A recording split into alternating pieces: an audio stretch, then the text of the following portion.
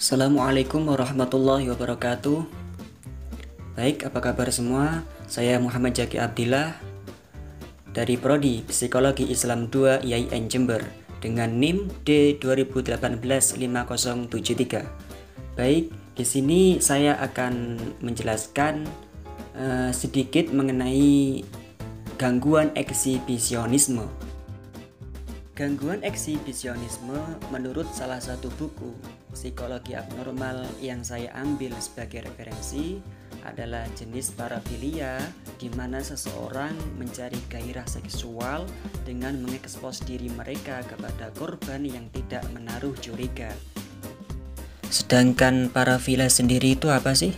Parafilia adalah dorongan, gairah, fantasi, atau perilaku seksual yang menyimpang dengan melibatkan objek, aktivitas, atau situasi yang bagi orang pada umumnya tidak menimbulkan gairah seksual.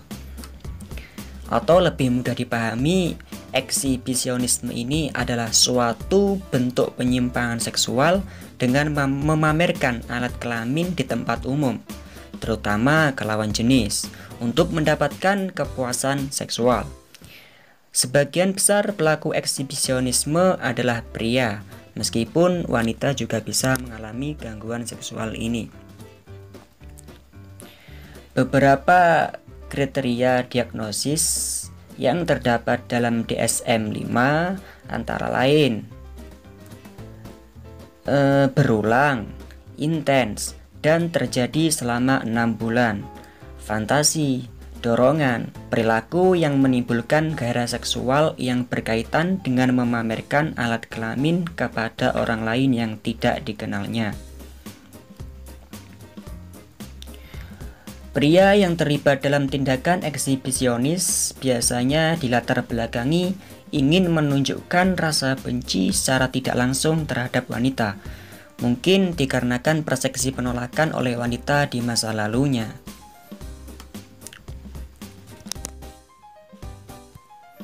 Orang yang terlibat dalam eksibisionisme termotivasi oleh keinginan untuk mengejutkan dan membuat cemas korban yang tidak menaruh curiga, bukan untuk menunjukkan sisi menarik dari tubuhnya.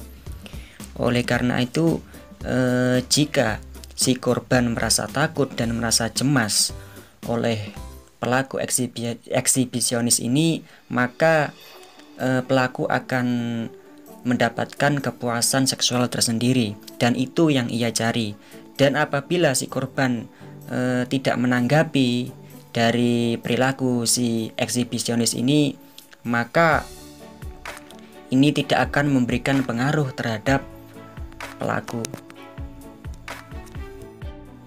Berikut ini adalah perspektif teoritis gangguan eksibisionisme. Antara lain, menurut perspektif psikodinamika, parafilia atau yang di dalamnya termasuk eksibisionisme dipandang sebagai tindakan defensif, melindungi ego agar tidak menghadapi rasa takut dan memori yang direpres, serta mencerminkan fiksasi di tahap pragenital atau masa kanak-kanak dalam perkembangan psikoseksualnya. Individu yang mengidap parafilia dipandang sebagai individu yang tidak mampu membangun atau mempertahankan hubungan heteroseksual yang wajar, perkembangan seksual dan seksual tidak matang serta tidak berkembang, dan tidak memadai untuk menjalani hubungan sosial dan heteroseksual.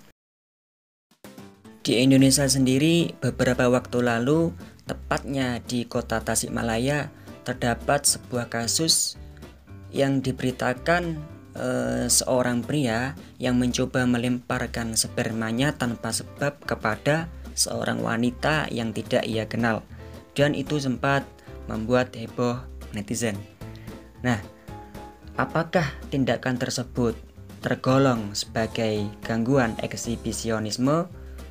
Menurut beberapa ahli yang ada di Indonesia mengatakan bisa saja orang tersebut mengalami gangguan eksibisionisme. Baik, yang berikutnya yaitu perspektif penanganan gangguan eksibisionisme.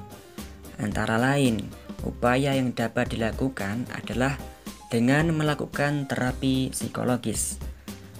Terapi ini dikombinasikan dengan intervensi biologis agar cukup dapat menurunkan tingkat dan frekuensi kambuhnya penyimpangan gangguan eksibisionis menurut psikologitik.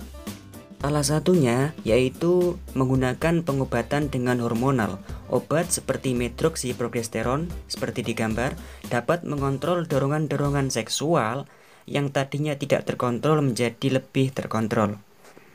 Untuk metode berikutnya yaitu menggunakan pendekatan psikoterapi.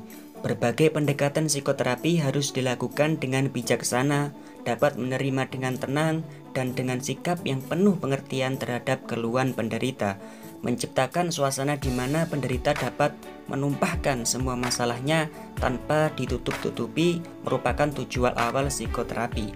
Karena pada penderita yang datang biasanya memiliki kecemasan yang cukup tinggi. Baik, itulah sedikit ulasan dari saya mengenai gangguan eksibisionisme. Semoga bermanfaat. Assalamualaikum warahmatullahi wabarakatuh.